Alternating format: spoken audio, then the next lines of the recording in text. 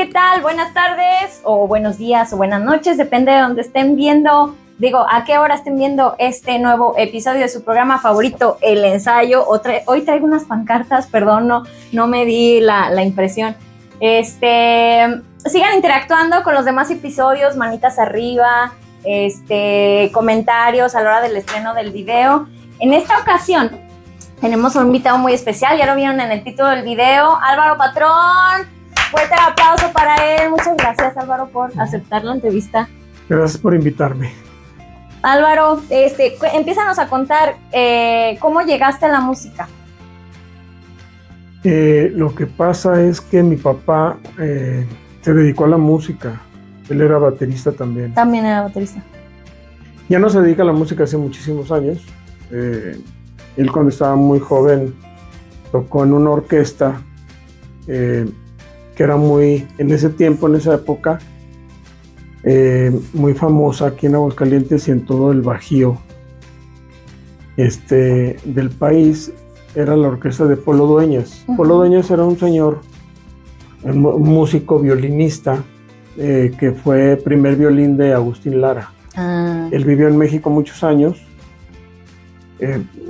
tocó allá muchos años con varios músicos, y cuando estuvo aquí en Aguascalientes él formó su orquesta. Su grupo, ajá. Y mi papá era el baterista de esa orquesta. De esas orquestas muy grandes con cuerdas. Metales. Obviamente percusión, batería, bajo, guitarra, uh-huh, voces. Y tocaban cosas de Glenn Miller, Carlos Campos, pues una big band, ¿no? Ajá. Y entonces, pues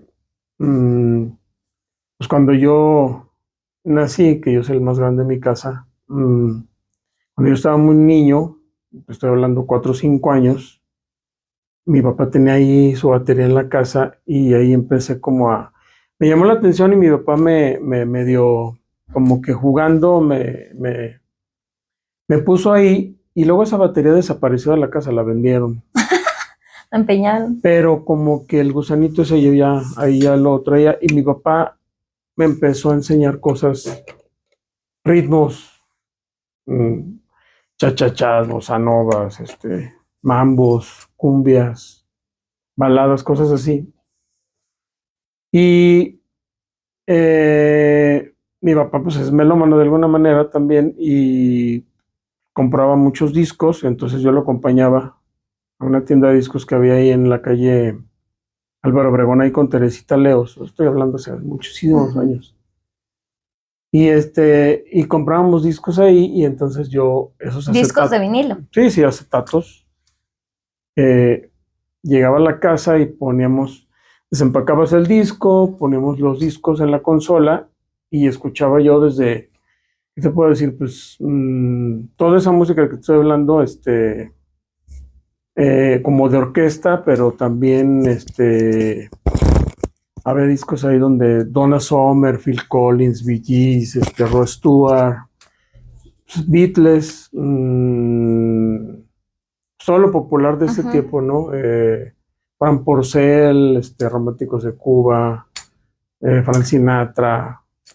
Pues escuchaba de todo. Sí, de todo. Y luego en la casa de parte de mi mamá, por ejemplo, también había muchísimos discos, pero ahí yo tenía un tío que ya falleció, que él viajó muchísimo por todo el mundo, tuvo esa oportunidad de andar viajando, y traía discos, colecciones completas de los grandes del jazz. Uh-huh. Y entonces también ahí hay mucha música que escuché de niño, de ese tipo. Cosas de ópera, cosas de clásicas, como otros géneros no tan populares, pues. Y bueno, todo eso pues va enriqueciendo la... Sí. ¿Y todavía tienes esos vinilos? Sí, están en la casa de mi mamá, todos esos discos están ahí. Valen una fortuna. Sí, todo eso está ahí, todos los que compró mi papá, y todos los que están ahora en la casa de mis papás, todos esos discos están ahí. Y bueno, pues así fue como comencé, ajá, ¿no? Como te nació la espinita de la música. Sí, sin batería, porque no tenía batería. Ajá. Entonces, literal, con unos palos, luego yo Y unos cubetes. A las sillas de madera les quitaba los palos de abajo. No, en una silla con una mochila de las anteriores del año anterior, o con cuadernos y libros viejos, yo los llenaba y ponía la consola, ponía el disco y yo me pegaba arriba de las bolas. Y así era como, yo creo que toda mi niñez así me la pasé. Así te la pasaste. Y luego, ¿con quién empiezas ya a tomar una batería en forma? Lo que pasa que algunas veces, en las fiestas, bodas y eso, obviamente mi papá, pues era amigo de muchos músicos de esa época, ¿no? Estoy hablando de, por ejemplo, Banda Columbia, los hermanos Romero, por supuesto, grupo San Marcos, que luego un tío mío, un hermano de mi papá, también es músico, bajista, Chonito, que tocó con el grupo San Marcos, que grabaron un disco también de acetato, que la portada están en el Jardín San Marcos. Pues músicos de esa época, ¿no? Y en las fiestas, cuando tocaban esos grupos, de repente yo siempre iba a sentarme lo más pegado a donde estaba el grupo para ver al baterista. Ajá.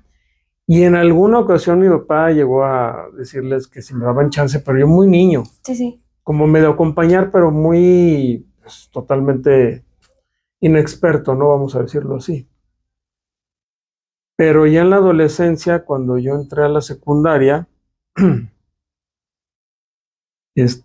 cuando entré a la secundaria, entré al Colegio Portugal y ahí hubo la convocatoria para entrar a la banda de guerra. Y cuando entré a la banda de guerra, la mascota, porque tenían unas mascotas, así se les decían, dos niños chiquitos de primaria con un tambor muy chiquito, y uno de ellos era Julio Díaz. Entonces, ¿qué tendría Julio Díaz? 9 años. Ajá. Pero tú ya estabas más grande. Y yo tenía 12 años. Entonces, yo cuando lo conocí ahí y vi cómo tocaba, tenía un feeling diferente para tocar el tambor. Entonces, me lo empecé a pegar, me hice muy amigo de él. Y a partir de ahí, prácticamente todos los días yo iba a su casa porque tenía la batería, porque sus hermanos ya tocaban, ellos ya eran mucho más grandes. Sergio y... Tenían grupos y todo eso, ¿no? Entonces, ya todos los días yo iba a su casa y ahí nos la pasábamos toda la tarde, pues tocando, o sea, jugando, no, que sí, que no sé qué, que dale por acá. Y ahí fuimos, de alguna manera creciendo de esa manera. Julio sí tenía, aparte de su talento natural, obviamente tenía más, estaba más desarrollado por el hecho de que tenía una batería y porque tenía sus hermanos que tenían grupo, ¿no? Entonces eso estaba un poco más adelantado que yo. Pero, pues ahí estuvimos muchísimos años en eso, como en ese rollo, hasta que eso, pues obviamente en el colegio, en la convivencia, pues me fue a llevar a conocer a otros músicos, a Hugo Díaz, a Sergio, a Abraham, a Lalo Watts, a toda esa banda ya que andaba en la música en ese tiempo, que ya tenían grupos, y una cosa me llevó a la otra. Me fui involucrando, hasta que ¿qué serían? Finales del 89, casi inicios de los 90, Gustavo Ruiz El Gori, que también era baterista y que también era muy amigo de Julio, que también ya en ese tiempo yo lo conocí, tocaba en un grupo que se llamaba Área Rota, que el cantante era Marco González, que después fue vocalista de Frágil, y luego ya después... ¿Uno que también tocaba la batería? No, el vocalista de Jurassic Band. Ah, ya, Marco González, ya. Que Jurassic Band fue muchos años después, ¿no? Pero bueno, Marco era el cantante de esa banda y el Gori era el baterista de ese proyectito. Pero se salió porque fue el momento que Gustavo se fue a vivir a México. Lo invitaron a tocar a una banda allá, que si no mal recuerdo se llamaba Clases Particulares, creo. Se fue él a México para allá. Y entonces a mí me invitaron de baterista a ese proyecto. Eh, Ahí la ventaja era que ese grupo tenía una batería, me acuerdo, una batería amarilla Ludwig muy padre. Y los platillos de esos paiste de color rojos y Rototoms, me acuerdo que tenía. Y ensayábamos en una bodegota que uno de los bueno, el guitarrista era de su familia, creo que vendían algo ahí en esa bodega y ahí ensayábamos. Y así fue como ya de alguna manera di el paso a lo, vamos a decirlo, Profesional. pues sí, de alguna Ajá. manera profesional, mis primeras tocadas. Y mi primera tocada formal fue, pues en ese año, en el 90, en un lugar que se llamaba El Caballo Loco, planta alta, ahí en Venustiano Carranza y J. Correa, en la pura esquina. Y fuimos abridor del grupo Frágil, que Frágil ya en ese tiempo pues ya sonaba, ya tenía cierto nombre. Y su fundador era Chuy Díaz, un guitarrista que era él es primo hermano de Julio, de Hugo, de ellos. Sergio. Son primos hermanos. Y ahí estaba, en esa banda estaba Enrique Campo Chicopieri, que era el baterista, Chuy Díaz el guitarrista, estaba Chuy Vieira, que era, en paz descanse, tecladista, Luis David Ramírez, y ¿quién más? Bueno, pues mucha gente de esa época, y esa fue mi primera tocada, que me puse nerviosísimo porque yo tendría que, acababa de cumplir 17 años, yo creo, más o menos por ahí. En el 89. En el 90. En el 90. 1990. Y pues ya ahí, me acuerdo que Julio y el Gori fueron a la tocada y pues yo estaba nervioso, ¿no? Y bueno, salió la tocada y pues ya a partir de ahí, me fui involucrando en diferentes proyectos. Ajá. Entonces, como que Julio Díaz fue tu maestro, por decirlo así, o sea, fue quien te acercó, quien te dijo así, tom suena así.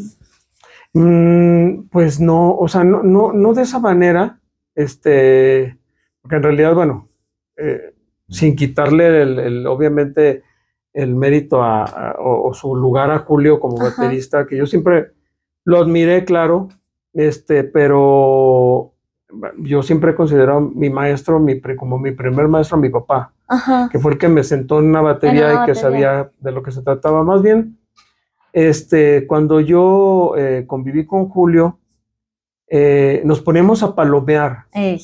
No porque ya los dos conocíamos la batería, ya sabíamos, ya tenemos, o sea, afinarla, ya sabíamos de lo que se trataba, armarla, o sea, ambos sabíamos de lo que se trataba el instrumento. Lo que pasa que ahí la práctica era diferente porque Julio tenía su batería, pero compartíamos muchas cosas de música y claro, a veces yo le decía, oye, ¿cómo hiciste ese redoble?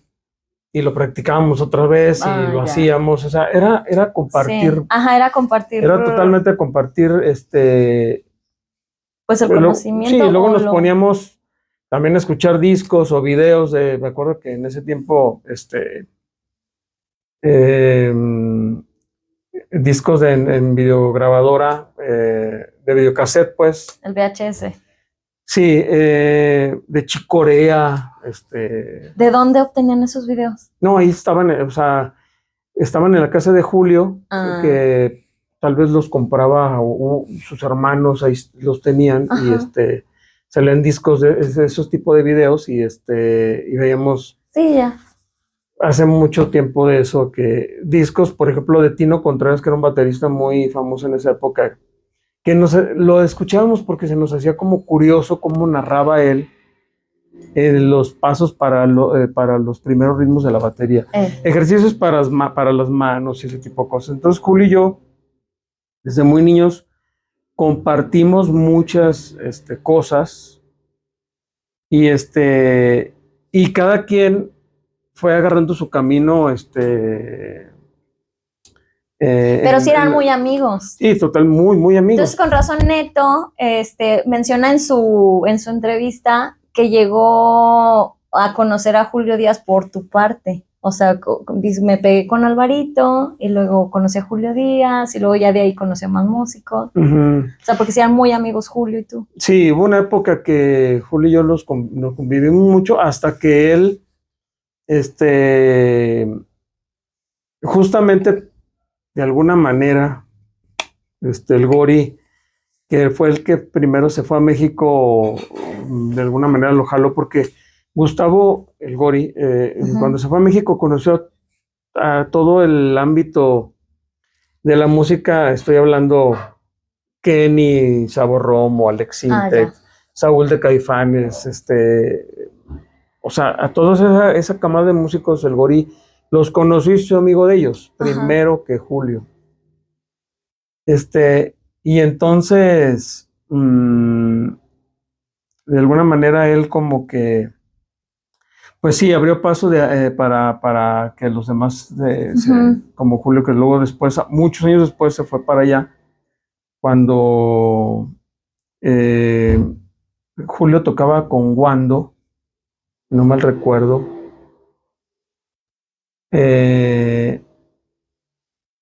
en el hard rock, y creo que ahí conoció a una persona que luego fue su chava, y total que cuando se fue para allá a México fue cuando Kenny creo que lo invitó y ahí agarró paso para entrar a Santa Sabina. Eso fue como en los 90s, eso fue todo en los 90s, todo eso pasó en la década de los 90s. Y entonces ahí ya, cuando Julio se fue a México, bueno, pues ya, la amistad no es que se terminara, pero nos dejamos de ver, obviamente. Y yo seguí. Sí, obviamente no había esto en los 90 todavía no había celulares, no había WhatsApp, no había, o sea, que estuvieran en contacto directo de, ¿qué onda, amigo? ¿Cómo estás? Sino que sí, simplemente la distancia ya no les hizo posible estar tan en contacto. Sí, justo, yo después de ese grupo que te platico que se llamaba Área Rota, después me invitan a un grupo que se llamaba Santos Inocentes, y ya con ese grupo viene la primera explosión rockera, y participamos y ganamos el segundo lugar. Grabamos un cassette en el estudio B ahí con el bombero y con Miguel Martínez, y vamos a México por primera vez a tocar a Rocotitlán con ese proyecto de los Santos Inocentes. Eso fue en el 91, 92, más o menos. Y con ese grupo, bueno, pues por ejemplo, le abrimos un concierto a Café Tacuba aquí en Aguascalientes, que fue todo un show, que ese concierto no estaba planeado que nadie abriera, pero bueno, de alguna manera yo hice hay una labor de convencimiento. Fui a buscar desde muy temprano en la Plaza de Toros a las personas que estaban en el concierto y total. Los de la Plaza de Toros, ya viene Fui ahí a buscar a los del concierto y total que abrimos ese concierto de Café Tacuba, que hay una anécdota ahí chistosa, porque terminando el concierto, bueno, terminando nuestra intervención, cuando abrimos el concierto, prendieron las luces de la plaza. La plaza estaba hasta el gorro porque Café Tacuba era cuando estaba su primer disco, estaba ya muy, muy, muy fuerte la banda esa. ¿Qué sonaba? ¿Ingrata o...? Ingrata. Me acuerdo que prendieron las luces para cambiar todo el escenario para acomodar de alguna manera lo de Café Tacuba, ¿no? Porque ellos no traían batería, ellos en ese tiempo Café Tacuba eran teclado, el contrabajista y el cantante. No traían batería en vivo, traían programaciones. Entonces, pues quitaron todo, el staff quitó todo del escenario y acomodó el set de Café Tacuba. En esa inter yo caminé por la tarima muy pegado a la orilla de la tarima. La tarima tenía una lona blanca que llegaba a la orilla, pero luego le estiraron como 1 metro más y luego ya le hicieron el corte. Yo caminé donde no había tarima. ¿Y dónde no había tarima? Le hice un hoyo a la lona con el pie, por el peso, y quedé colgado literal de la tarima. Estaba alta, pues era un escenario de concierto. Y total que un policía y no me acuerdo quién más me ayudaron y me regresaron al escenario. Y entonces yo me sacudí porque en realidad no me pasó nada, pero la Plaza de Toros me vio. Entonces yo me acuerdo mucho que ya me paré y toda la plaza completamente gritaban, ¡otra! Fue una... Luego me acuerdo que era feria, y nos fuimos a la feria de Cotorreo con los Café Tacuba y te lo juro que hubo gente así que luego decían, mira que ahí va el que se cayó en la plaza. Fue chistoso, pero bueno, logramos abrirle el concierto de Café Tacuba. No, pues muy padre la experiencia. Ya vamos a llegar a esas preguntas. Alvarito, ¿cuál es tu género o géneros favoritos? ¿O en los que te sientes más cómodo? Pues, no, pues hay varios, que me sienta más muy cómodo, primero, siempre me ha gustado mucho el pop. Uh-huh. Siempre me ha gustado mucho el pop, y el rock, obviamente, pero más el pop. Y luego cuando conocí el flamenco, bueno, escuché el flamenco, también es un género que me gustó mucho. Y luego estuve involucrado pues, con Fuente y Caudal, ¿no? Uh-huh. Ahí duré varios años y pues ahí escuché mucho flamenco. Fusión y flamenco. Uh-huh. Aunque Fuente y Caudal es un proyecto de rumba, ¿no? De rumba. Uh-huh. En ese tiempo cuando yo estaba así tocábamos cosas más que Tama, La Barbería del Sur, Pata Negra, Yasmenco, cosas más con toques muy de flamenco, fusión, pero no tan, vamos a decirlo, comerciales como lo que ahora se toca. Que sí sonaban más a lo pegado. Más o menos, ¿en qué años anduviste en Fuente y Caudal? Yo entré a Fuente y Caudal en el 94, más o menos. Después de que es que yo estuve en el Querré el último. Uh-huh. Oye, ¿y no te causó alguna sensación esta limitante de nomás estar en el cajón? No, es que cuando yo entré a Fuente y Caudal entré tocando la batería, uh-huh, no el cajón. Hey. Porque Fuente y Caudal tocaba con batería. Fuente y Caudal tenía un baterista que se salió en ese momento y yo en un palomazo porque yo había ido a ver a Fuente y Caudal tocaban ellos mucho en lugares, restaurantes y bares de esa época, y a mí me gustaba verlos. Y Fernando Díaz y el bajista de ese tiempo, que era José Luis, era el Che Luis. Yo tocaba con el Querrí en ese tiempo. Y un día me eché un palomazo con ellos y de ahí surgió que ellos me invitaron a tocar a Fuente y Caudal, pero con la batería. Uh-huh. Ya después empezamos a acompañar baile y ahí fue cuando yo, Felipe, el percusionista de Fuente, compró un cajón en España y ese cajón me lo prestó y el papá de Chacho, uh-huh, Chacho sí, Asnova, él me hizo una copia de ese cajón fue mi primer cajón. Uh-huh. Cuando realmente, digo... Sí, ahorita que se dedican a hacer cases ahí en el tallercito de Mahatma Gandhi. En ese tiempo era prácticamente muy poco común que alguien, o sea, no había como ahora que todo el mundo toca el cajón. No. Sí, no. De hecho, ahí por ahí en un documental de Paco de Lucía vi que era la caja flamenca, que no tenía, creo que el entorchado. O sea, que el entorchado se lo llevan del cajón peruano en una gira de Paco de Lucía que se va a Sudamérica. Parece ser que Paco de Lucía, cuando fue a tocar para allá, vio el cajón y le llamó la percusión mucho la atención. Él tomó esa percusión y ya estando en España, ellos la modifican y le ponen la cuerda. Y entonces el cajón peruano se convierte en la caja flamenca y cambia el sonido totalmente. Y sí hace una revolución con el flamenco, obviamente, Ajá. porque el sonido se convierte en otra cosa totalmente. Sí. Yo me acuerdo que nadie conocía los cajones aquí en Aguascalientes. Ujú. Bueno, o sea, cuando yo estaba muy chiquita, que luego te veía a ti o a Felipe bueno, ya posteriori, ya cuando Daniel se sale de Fuente y Caudal, al nene y así, decía, ¿qué toca? ¿Qué es una bocina? ¿El cajón de una bocina? Ujú. No. Sí, así fue que toqué yo el cajón, Y entonces, acompañando baile como en el flamenco. 94 hasta, El 98.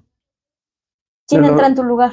¿O se queda nada más Felipe? No, invitan a Miguel Medina, muy conocido como Miguel Banda. Era un baterista de una banda de grunge de los 90 aquí en Aguascalientes que se llamaba Restos. Uh-huh. Luego greñudo, banda de rock así muy alternativo, onda Pearl Jam, como en esa tendencia. Y pues les gustaba, de hecho ahora él vive en Montreal y ya tiene muchos años en ensambles de flamenco y está tocando super nivel. Se involucró en ese rollo, Ese género. con cajón, jambé, todo. Y en ese tiempo él fue el que lo invitaron, estuvo un tiempo ahí en Fuente. Que después él fue el percusionista del Azote, con Abraham Velasco y con Alejandro Vázquez. Uh-huh. Y luego te sales de Fuente y ¿qué haces? ¿Ya te dedicas al pop? Me salí de Fuente para hacer una banda con Sergio Díaz, el Barry guitarrista, Talío cantando.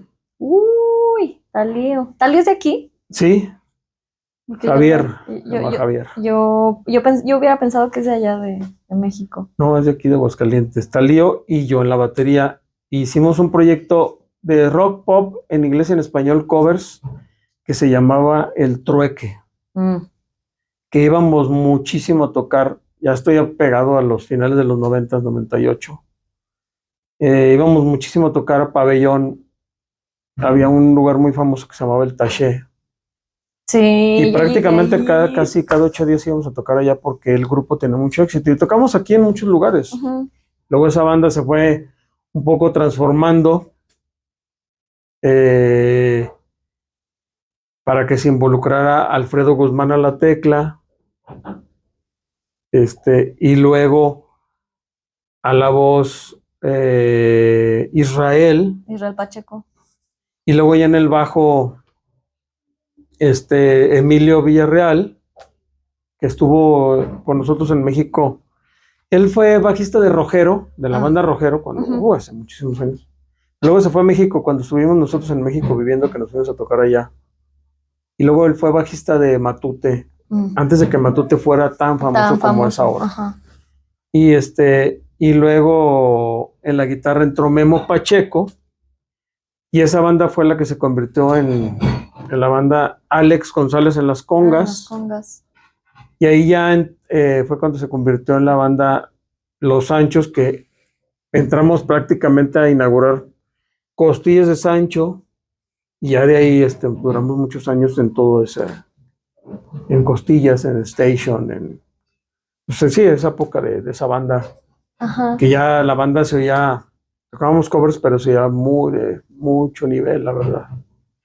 Sí, pues que los músicos todos yo me acuerdo éramos, como que los que tocaban en Costillas de Sancho era lo más. sí, y muy padre con esa banda. Duramos un buen rato ahí tocando, y pues lo que pasa como con todo, que surgen intereses de cada quien, y ahí fue cuando yo conocí al Pollo, el Pollo José María, Uh-huh. y él va a verme, bueno, va a ver, yo platicando, pues, estoy tocando en un lugar con tal banda, y nos va y nos ve tocar y le gusta mucho y me dice, oye, yo quiero grabar un disco, y quiero tener una banda así como esa. Ujú. Y yo le dije, pues sí, pero pues, nosotros estamos aquí juntos total. Que yo hablé con la banda, esa banda que en ese momento ya era la segunda vuelta que yo tocaba con Israel, Ujú. y estaba Israel Pacheco, Gaby Bernal, Neto en la guitarra y Moisés Peña en el bajo y yo en la bataca. Mm. Esa base de banda, grabamos el disco, El primer disco el primer del disco del Pollo, independiente, lo grabamos en el Estudio B, y nos invita pues, a ser parte de su banda para hacer pues empezar a rolar.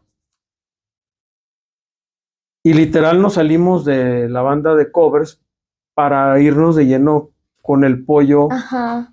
buscando pues la oportunidad de crecer, ¿no? Sí, sí. Y finalmente, bueno, fue una experiencia,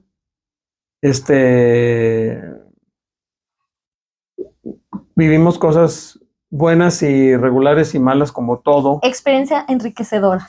Sí, prácticamente, y se acabó eso, y entonces ahí ya cada quien empieza a agarrar su camino, de diferente manera, ¿no? Ujú. Neto se fue un tiempo de aquí, Gaby hizo otras cosas, pues yo también me clavé más a la música electrónica, Ujú.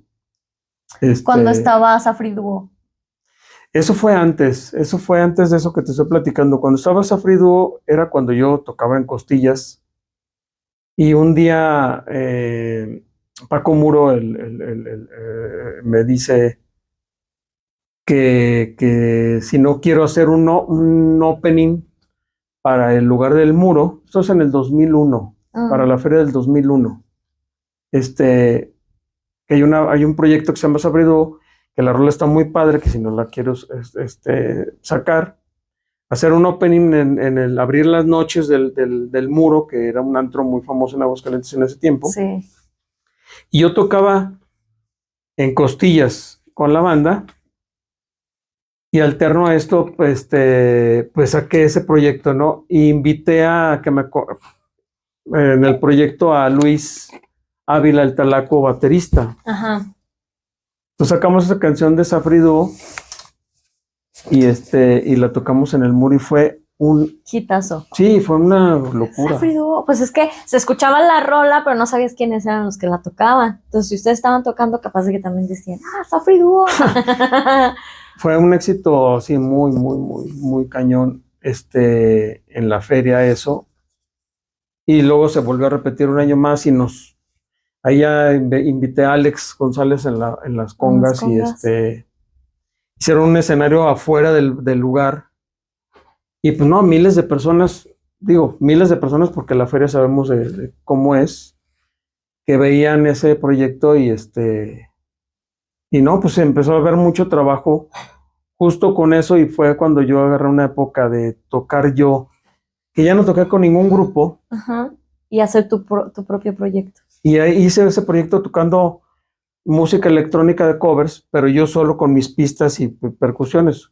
Fui a tocar a Guadalajara, fui a tocar a Guanajuato, a Lagos, a todo el Jalisco, San Miguel del Alto, San Miguel de Allende, Jalos, bueno, ahí anduve todo, y en algún momento también luego de regreso,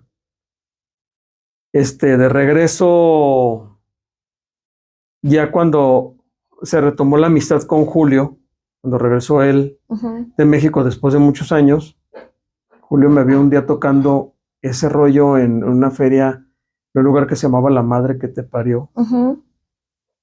Y, oye, ese proyecto, no manches, está muy chido, con así la percusión. Y le dije, pues, vamos, te invito, si no, ¿cuál es el plan? Y entonces se involucró Julio y nos turnábamos. Él tocaba la bataca, algunas rolas, y yo la percusión, y luego yo la bataca y la percusión, y con puras pistas electrónicas. Y y de ahí empieza a nacer un poco en mí el rollo de hacer algo, música propia, pero sobre esa tendencia. Ajá. Ok. Alvarito, ¿cuáles son tus canciones favoritas o canción favorita y por qué? ¿Las tuyas? Ay, ven. Que luego les comento a los invitados que a lo mejor tendemos a convertir las canciones en personas o personas en canciones y por eso así como que se nos quedan las canciones. ¿No te pasa? Pues sí, puede ser. Puede ser que sí. Una canción favorita, sí. Oye, es que hay tantas canciones que me gustan. Velas mencionando. Bueno, una canción que me gustaba mucho pues de niño, vamos a decirlo, sí, de niño, que es una canción de 1981, por ahí, que se llama Passion de Rod Stewart. Ujú. Que yo la escuchaba y la tocaba, Sí. esa canción, por ejemplo, porque me gusta, me remonta a esa época de cuando yo estaba muy niño y, y que tocaba la batería, pero yo con esa creencia de, Que tocabas la mochila. sí, pero con el rollo de que el sueño ese de tocar en un escenario Ajá, de y algún día yo voy a estar más allí. profesional y llegar a tu sueño pues grande, ¿no? Ajá. Por ejemplo, esa canción, ¿cuál otra? Eh, bueno, hay una pieza que se llama La vida en rosa, que es muy clásica, pero me gusta porque esa canción es también de una época también de que yo estaba muy chavito, que a una tía, una hermana de mi mamá le gustaba mucho esa pieza y la escuchaba yo mucho en la casa de mi abuelita por parte de mi mamá. Ajá. Esa Pues pieza podría yo ser. la conocí hasta Wally. Yo no la conocía esa pieza. Sí, pues esas dos podrían ser. Esas Ay, dos que te traen recuerdos de tu niñez, sí. de cuando estabas pequeñito. Ujú. Álvaro, ¿recuerdas cuál ha sido el mejor evento en el que te has presentado? Digamos, esto a lo mejor se te quedó muy grabado por el escenario, la gente, cómo respondió, o te salieron todas las canciones de 10, no te equivocaste en ninguna. Bueno, hay una tocada que fue en México, en Rocotitlán, en ese bar muy famoso pues de la escena del rock nacional, ¿no? Fuimos a presentar el primer disco compacto del Querría el Último. Y le abrimos el toquín a Fobia, cuando Fobia estaba en su muy mero mole, ¿no? ¿Qué sonaba el microbito? Sí, todas esas piezas de ese disco venían ahí en esa época. Y esa tocada estuvo muy, muy, muy padre porque pues sonamos, la banda sonó muy, muy cañón.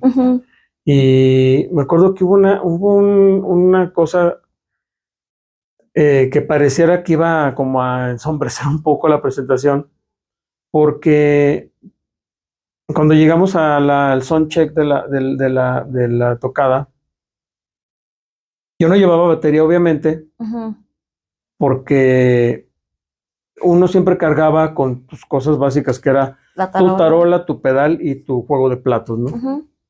Y la batería siempre pues, iba a estar allá. Pero a final de cuentas resultó que el baterista de Fobia no quiso prestar su batería. Se puso en el plan de no la presto. No la presto.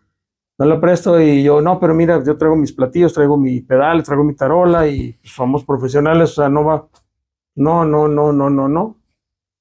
Y entonces sacaron una batería de ahí de una bodega que tenían. Con los pachos. Que la verdad es, o sea, pues sí, o sea, que tú la veías y decías, los herrajes. ¿Esto qué vamos a hacer? Ajá. ¿Qué va a pasar? Pues a pesar de ese como pequeña pues cosa ahí que pasa, armo la batería y pues la hago sonar, la microfonean y sonó, te digo, muy cañón la banda. Bueno, y después era el mono, o sea, eras tú pegándole. Pues era el momento, la adrenalina, las ganas que tenía uno de tocar, pues, el foro, todo, ¿no? Y luego, ese mismo momento, al bajista de Fobia se le reventó una cuerda de su bajo y me acuerdo que quería que Sergio Le le prestara prestaba. el bajo y Sergio no se lo quiso prestar. Sí, pues, como dicen, en el pedir está el dar.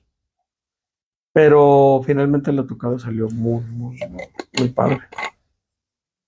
Y se cumplió el objetivo, ¿no? Eso fue, pues sí. Otra anécdota más. El escenario más mamalón en el que has estado. Puede ser, como dijo Neto, no hay escenario chico, sino que tú lo disfrutaste mucho. Pues sí. Bueno, está esa tocada Ujú. de Café Tacuba que te digo que la Plaza de Toros a reventar. Pues sí Sí, es fue. cierto. Que le abrieron aquí. Fue pues muy, muy, o sea, una tocada, pues, para ese momento, pues, para nosotros fue algo muy cañón, ¿verdad? Ujú. Esa y otra, mm, pues también hay una tocada con el pollo, con José María, el hijo de Napoleón. En Guadalajara, en las fiestas de octubre, le abrimos un concierto a su papá, Ujú. y cuando salimos al escenario, eh, yo creo que no sé qué había, cuánta gente, 10,000 personas, yo creo que había.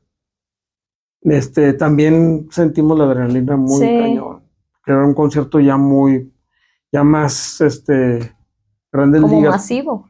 Sí, esa Ujú. tocada también estuvo padre. Y ahora, la otra cara de la moneda, ¿cuál es el peor evento en el que has estado? O el peor escenario que tú recuerdes. Pues no hay, yo creo que no hay cosas así como peor hay momentos, yo creo que todos en la vida hemos pasado por momentos incómodos, por mil circunstancias que se presentan más en un escenario, en una Sí, tocada sí.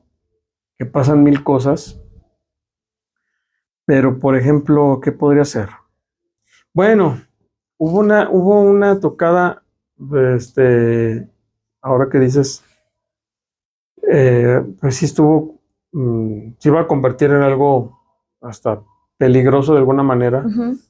Fuimos a tocar a Juriquilla, en Querétaro, con Fuente y Caudal, pero fuimos a tocar un 15 de septiembre. Ujú. Nos llevaron a un lugar, para tocar ahí. Y entonces, desde antes de irnos, yo me acuerdo que les pregunté, oigan, pero es 15 de septiembre, entonces la gente Quiere mariachi, quiere cosas quiere. mexicanas, y nosotros Ajá. vamos con el rollo, pues totalmente, todo lo contrario, ¿no? Españolado, pues, rumba, cosas totalmente diferentes. Sí, pues estamos celebrando que se rompió el yugo de España. Pero finalmente, luego, no, lo que pasa es que los dueños de la fiesta, es una fiesta como privada. Sí hay un evento masivo, pero nosotros vamos a estar en un evento más privado y para los dueños de ese lugar, y todo va a ser diferente, ¿no? O sea, bueno. Pero resulta que cuando llegamos ahí, nos pusieron en el kiosco de ese lugar a tocar temprano, justo antes del grito, y no, pues se convirtió en un caos.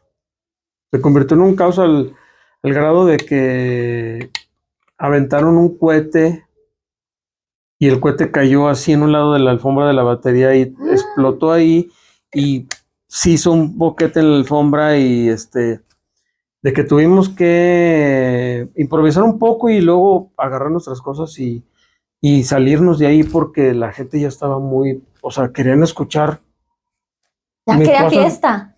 cosas Sí, mexicanas. sí. O sea, querían escuchar Sí, Vicente sí. Fernández, Sí, ¿sí me para explico? la fiesta ya, no, no, no, nada de sus Entonces esa rumbitas. estuvo, pues, complicado por eso. Ajá. Sí. Fíjate, ya ves, no te acordabas de esa anécdota. Bueno, ya nos platicaste de una situación incómoda o anécdota chistosa que fue que te caíste del escenario y quedaste ahí colgado. ¿Alguna otra que la recuerdes? Mm, pues no, creo que esa caída fue yo creo que ha sido la más, la que se te quedó muy pues sí, la grabada, más emblemática de la alguna más manera. emblemática. Alvarito, de los mejores músicos con los que has trabajado y por qué los consideras así. Siempre les recalco a los invitados que no es que tengan que ser muy virtuosos, pero sí está esta parte siempre de que la disciplina vence al talento. Entonces, a lo mejor tú los consideras que son de los mejores músicos porque son entregados, porque son estudiosos, porque la tarea que les dejaste, sí la sacaron de pe a pa. No, bueno, pues hemos tenido la fortuna, inclusive tú has sido parte de esos proyectos, por ejemplo, tocar con una base como Javier González en el bajo. Mm, pues te da una seguridad bien, bien importante, ¿no? A la hora de tocar. Sí, porque es esta parte de la dupla de la base de batería y bajo. Es Que como sabes que una banda siempre, sea que esté tocando, el género que esté tocando, en el escenario que esté tocando, sea pequeño, grande, fiesta, concierto, este, si tiene una base contundente, o sea, un bajista y un baterista, como bien dices tú, no estamos hablando de virtuosismo ni de más rápido ni más, sino de contundente, de ejecución, de, pues sí, pulcro, ándale. base, el ritmo en donde es, los golpes donde son, los cortes donde son, todo eso, que obviamente eso te lo da los años, la práctica, el estudio, eh, pues el colmillo, ¿no? Que va agarrando uno con el tiempo, cuando logras tocar y compartir el escenario con músicos como Javier, como Neto, que pues nosotros tres estuvimos mucho tiempo tocando juntos con la banda. Tú cantaste ahí con nosotros. Sí, sí, sí. A mí el día que me pregunten cuál ha sido mi mejor momento, yo digo que ese, cuando estuve en Saturno. A mí me gustaba mucho cómo sonaba la banda y el repertorio. A mí también me encanta mucho el repertorio de bar. Sí, esa banda, esa base de banda, en lo que es bajo y guitarra, yo creo que es de lo mejor que me ha tocado. Claro, Fuente y Caudal en su momento, yo me acuerdo cuando en su momento más, vamos a decirlo, de esplendor de Fuente y Caudal, eh, que éramos 7 integrantes, o sea, batería, bajo, las dos guitarras, teclado y las voces, tocando, sí en un bar en la feria, pero muy grande que se llamaba La Margarita, pero que me acuerdo que tenemos de ingeniero de sonido al Pinky, a Jorge, que le mandamos un saludo, con el equipo profesional y todo, microfoneado como es y todo.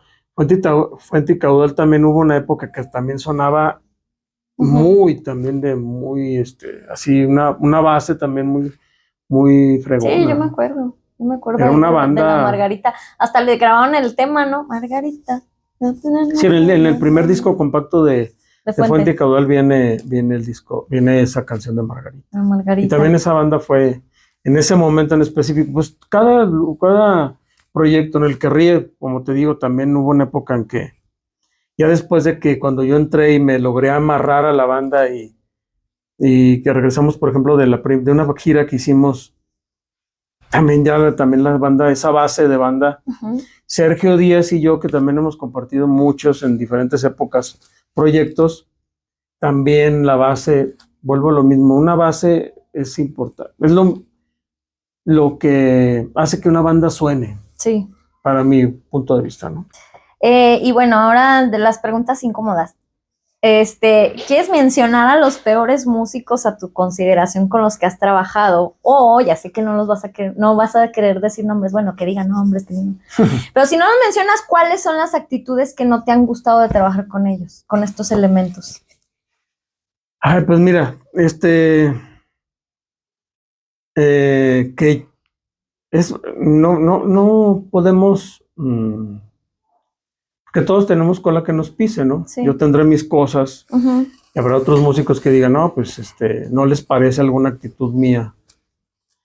Pero yo siempre me he considerado, y eso lo aprendí hace muchos años, la disciplina, sobre todo en los horarios. Yo siempre que hay un evento, o sea, tocada en donde sea, siempre me gusta llegar una hora antes al lugar donde voy a estar. Ujú. Esté armado el equipo o no.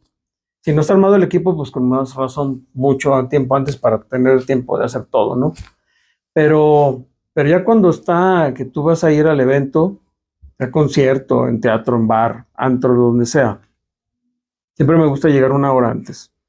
Los ensayos, pues, estar una hora antes o media hora antes, que todos los músicos, yo que he tenido de alguna manera pues la oportunidad de manejar algún ensamble o de yo organizarlo, pues, o sea que diga, pues esta es mi banda, yo la organizo. Siempre me gustó llegar siempre primero que todos los demás para que todo estuviera en su lugar. Y siempre les he pedido a los músicos pues que puntualidad, no los ensayos. Pero todavía hay fecha que hay músicos que no pueden llegar temprano a un ensayo y luego no traen las canciones aprendidas. Sí, esta parte de no tener estudio en su casa, de no tener estudio, ya lo hablábamos con Javi, que el estudio de un músico es en casa. O sea, tú llegas al ensayo y llegas a ensamblar la rola. Porque, por ejemplo, yo me acuerdo y a ti te tocó ahí en Santorum, cuando estábamos juntos, esa banda llegó a sonar y de alguna manera pues sí, tener esa disciplina, porque yo me acuerdo que llegábamos al ensayo a montar 4 o 5 canciones cada fin de semana, nuevas, y por lo regular, 90% o 95%, ¿Salía? llegábamos todos con nuestra parte y llegábamos nada más a ensamblar y las rolas quedaban. Y en la noche las tocábamos en vivo. Uh-huh. Claro, tenemos la gran ventaja que todos los fines de semana, jueves, viernes, sábado, estábamos ahí durante muchos años, entonces la banda estaba en un ejercicio continuo de disciplina. Sí, sí. Pero sí había momentos en que sutano, fulano, mangano, Uh-huh. por alguna razón, llegaban tarde, que a todos se nos atoran, pero hay varias personas que se les hace costumbre. Era constante y que era un problema, porque bueno, eso, aquí a lo mejor puedo recibir críticas y bueno, pues, es parte de esto, pero creo que siempre también la imagen es súper importante. No nada más en los músicos, sino en los trabajos en general, ¿no? Uh-huh. No estoy hablando de que traigas ropa de marca, ni mucho menos, sino Uh-huh. tu imagen, cómo la cuidas, cómo te ves tú para presentable, y más cuando vas a estar en un escenario que la gente te está viendo, te está observando. Y sí ha habido momentos en donde algunos músicos, por ejemplo, vamos a ir de este evento, tenemos que ir de traje oscuro, corbata negra, camisa blanca, zapatos de vestir, y que de repente, pues no, llegas con tenis cafés, pantalón de mezclilla, sin corbata, sin saco, uh-huh. porque tienes la idea que no, es que yo no uso traje, dices tú. No ese es el punto, no es el punto es el código de vestimenta del evento. Esa disciplina, pero mira, esa disciplina solamente te lo dan los años, la experiencia, el saber que no es una frivolidad ni una vanidad, sino es parte de donde perteneces, ¿no? Como digo, en cualquier trabajo, en un banco, en una tienda departamental, siempre hay disciplinas. Sí, los de Liverpool no los ves trabajando en short, traen sus trajecitos entre las mujeres, su traje los hombres. Y es importante, creo que es importante eso, la disciplina, en eso que te digo, o sea, que todos tenemos, como te digo, cola que nos pisen, claro. A mí se me habrán ido las cabras, no una, muchas veces en todos estos años, pero he procurado hacer las cosas lo mejor posible dentro de mis posibilidades, ¿no? Uh-huh. ¿Algunos motivos de separación con agrupaciones o cosas que a tu consideración pudieron haber cambiado alguna banda y no la cambiaron y tú decidiste terminar esa relación? Sí, bueno, yo creo que todo eso, todos los que nos dedicamos a la música lo hemos vivido, lo sabemos. Hay proyectos que primero tú estás muy chavo y inexperto y que en realidad no tienes como en ese momento las armas para debatir o para buscar cómo cambiar ciertas cosas para mejorar la banda y que pues te llevan entre las patas, literal. Proyectos que pudieron haber llegado mucho más lejos. Y que luego con los años tú terminas en otro proyecto y empiezas a ver las mismas tendencias y entonces tú ya con la experiencia dices, oiga, no, a ver, creo que es por aquí, vamos a hacer esto, vamos a hacer lo otro, pero que aún así la banda decida no hacerlo y perder oportunidades. ¿Cómo qué? ¿Del repertorio? No, pues disciplina, okay, o sea, disciplina en, pues hasta en salir pues sobrio a las tocadas, por ejemplo. Sí, lo que decía Neto, que no abusar de la fiesta.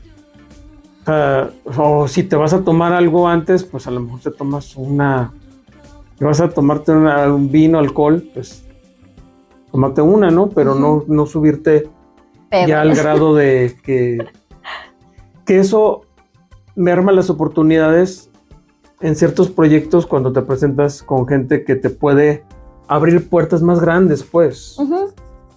Es a lo que me refiero. Alvarito, ¿qué te gustaría aprender respecto a la música o qué consideras que te hace falta para poder seguir mejorando o estar vigente en el ambiente musical? No, bueno, pues esto es un crecimiento constante de todos los días.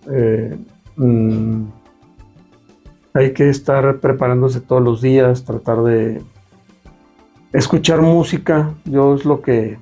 Ahora los tiempos, no sé si a ti te pasa, no sé si todos los músicos tengan ese sentir, pero ahora en estos tiempos ya no, o al menos yo en mis proyectos o la manera en que como lo estamos manejando ahora, no hay los ensayos como hace muchos años, que era...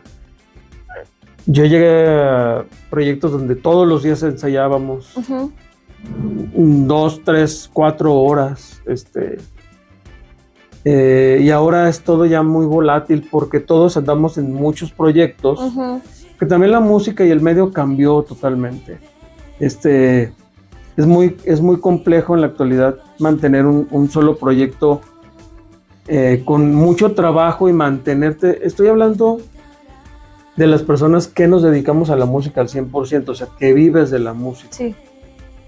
Eso es muy complejo porque ahí es donde entra la parte de lo que te estoy comentando, que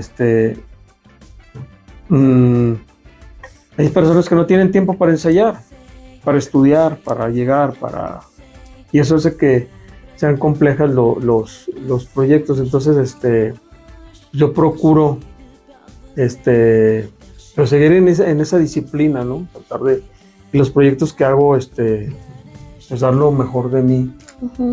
Y seguir, como te digo, pues escuchando música, aprendiendo por ejemplo, la lectura de la música, que también es importante, que luego lo dejamos un poco de lado.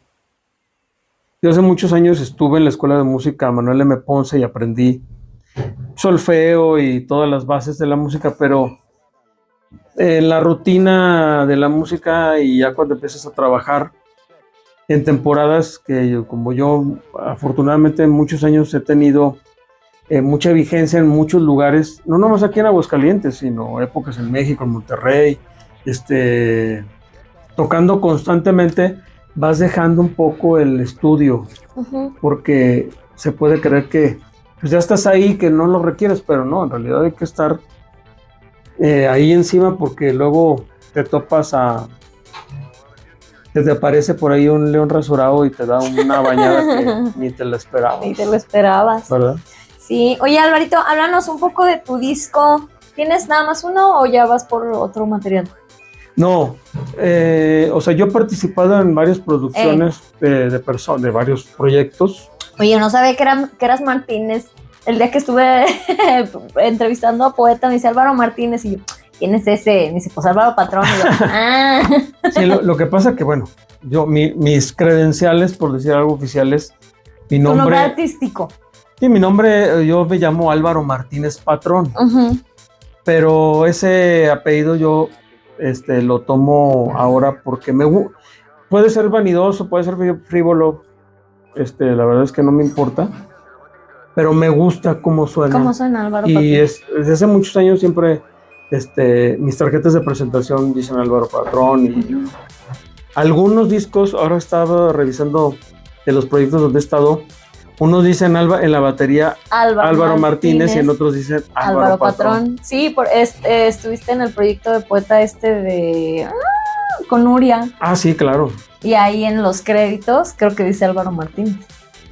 Y es por eso, digo que finalmente es mi nombre, ¿no? Pues así me apellido. Entonces no estoy haciendo nada extraordinario, simplemente tomando una palabra que me gusta cómo suena en combinación con mi nombre. Pues, bueno, entonces nos estabas platicando de que has estado en colaboración con varios discos. Ah, sí.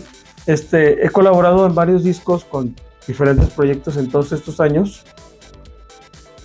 Pero como te decía, a raíz de estar yo solo tocando música electro, esa música también que me gusta mucho, lo Latin House, el chill out, toda como esa tendencia,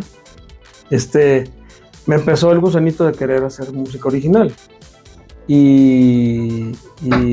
Pero bueno, hacer música original no es como, me voy a poner a hacer mis rolas y es un proceso, ¿no? De saber hacia dónde vas, qué es lo que quieres, aterrizar la idea, darle concepto. Y después de muchos años, por ahí del 2000, ¿qué sería? Pues como 2013, 2014, por ahí. Yo me clavé mucho, tomé un curso con un personaje con el que toqué que se llama Claudio Turza, un argentino que estuvo aquí mucho tiempo en Aguascalientes y que hicimos música electrónica él y yo, tocamos en muchos lugares con ese ensamble y luego él me dio un curso muy intensivo para poder hacer música electrónica, sobre todo con la compu, ¿no? Con un programa, con un buen programa y una buena máquina y empezar a hacer ahí maquetas. Y eso fue lo que hice. Después de un proceso largo, logré hacer de muchas programaciones, escoger 10 temas concretamente, darles una pulida y luego invité a Fernando Calvillo, hermano de Charlie. En los teclados. Él toca la flauta transversal. También toca el teclado y también canta. Es un excelente músico y productor. Saludos a Fer Calvillo. Él, yo creo que como productor es lo máximo. Bueno, él me ayudó.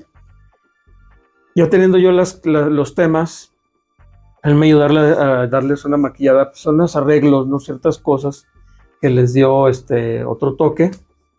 Él lo mezcló y luego lo mastericé con Fernando Grajales en su estudio. Él es de Torreón, pero vive aquí en Aguascalientes. Tiene ahí su estudio allá en el norte, en la escuela de Luis Fernando González. La planta alta, ahí tiene su estudio. Súper recomendable su estudio. Ahí lo masterizamos el disco. Y es un disco con 10 temas inéditos en el formato instrumental, de música electro, de electrónico muy ligero. Hay una pieza que se llama Bora Bora que tiene una letra y sí tiene una voz y esa letra es también de mi autoría. Una letra que estaba en español que le mandé hacer la traducción al portugués y que la cantante invitada, que yo decidí que me gustó que la Se la mostré la maqueta y le gustó y ella la grabó. Me hizo el favor pues de aceptar y grabar la voz. Fue Rocío Ballín. Y la canción quedó muy, muy padre. Es la única canción que tiene letra. Y bueno, pues ahí está la producción ya terminada y ahora estoy, aunque ya hace varios años que la terminé de todo, porque bueno, todo fue patrocinado con mi propia lana, pues, con mis propios recursos. Ahora estoy en el proceso de mover el material, no en las plataformas, porque yo tengo la idea que subir tus canciones a la plataforma sin tener realmente una promoción adecuada, mi punto de vista es que vas a competir con millones de personas que suben canciones diario. Sí. Entonces vas a ser como una aguja en el pajar ahí perdido que... Sí, que subirlas y no subirlas es lo mismo.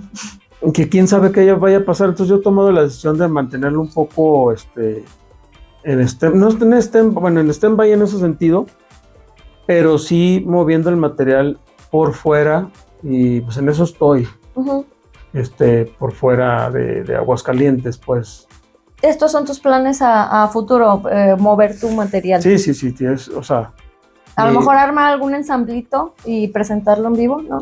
Sí, como claro. Proyecto cultural. Sí, claro, presentarlo en vivo es un proyecto solista totalmente, no es un proyecto para hacer un grupo, es totalmente solista, pero en algún momento para tocarlo en vivo tal vez sí tendría uno, tal vez dos músicos invitados como en escenario para acompañarme, pero el proyecto es totalmente solista. Muy bien, Blue Paradise se llama el proyecto. Ya lo estuvieron escuchando durante toda la entrevista, aquí apareció por ahí de fondo subliminalmente, pero tus redes sociales, Alvarito, o en dónde pueden conseguir tu música. Bueno, la música realmente no está todavía como... estoy en SoundCloud como Álvaro Patrón, Blue Paradise, ahí los pueden encontrar y les pueden escuchar. Hay varios temas ahí. Y en mis redes sociales estoy como Álvaro Patrón en Instagram y en Facebook también. Muy bien, para que lo sigan también, ahí sigan el trabajo de Alvarito. ¿Alguna contratación también o colaboración, no? Sí, como no, sí, digo, pues ahí luego subo cosas de los ensambles que tengo. Andan muy de la mano con Charlie Sax. Sí, se ha dado, estamos tocando Charlie y yo en versión dueto. Tocamos cosas desde clásicos del jazz, del bossa nova, hasta cosas 80s, 90s, versionado en la instrumental, pero con toques bossa nova, medio chill out, medio en esa onda. Y ha funcionado muy bien. Pero también tengo ensambles de pop, de rock, de rumba, pues ahora sí que lo que el cliente pida. Lo que el cliente pague, sí. Literal. Pues bueno, muchas gracias, Alvarito. Fuerte el aplauso para ti. No, gracias por la invitación. Ya se las sábanas, seguir las redes sociales de Álvaro, mis redes sociales personales, Silvia Delgado, pueden encontrarme como Silvia Delgado Cantante. El canal también, interactúen con los otros videos, dejen sus comentarios, ahí pónganle sus saludos a Álvaro en la caja de comentarios, o alguna anécdota que ustedes hayan recordado mientras estaba la plática, pues también ahí póngala de se te olvidó decir esto o algo así. Muchas gracias. A continuación, la participación especial musical de Álvaro. Espero que la disfruten mucho, que les haya gustado mucho este episodio y muchas gracias. Nos vemos hasta el próximo episodio. Bye.